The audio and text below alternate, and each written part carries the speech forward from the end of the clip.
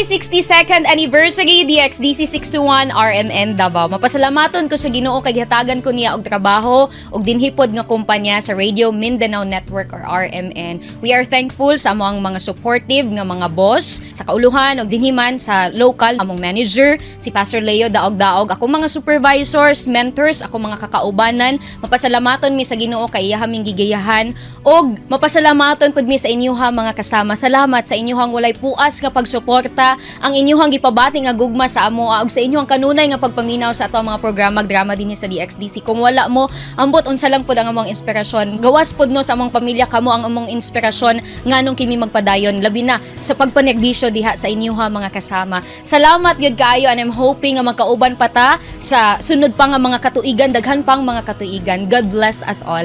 Ako ni Radyo Manrens Barbarona, reporter anchor of DXDC RMN Davao. Tata RMN!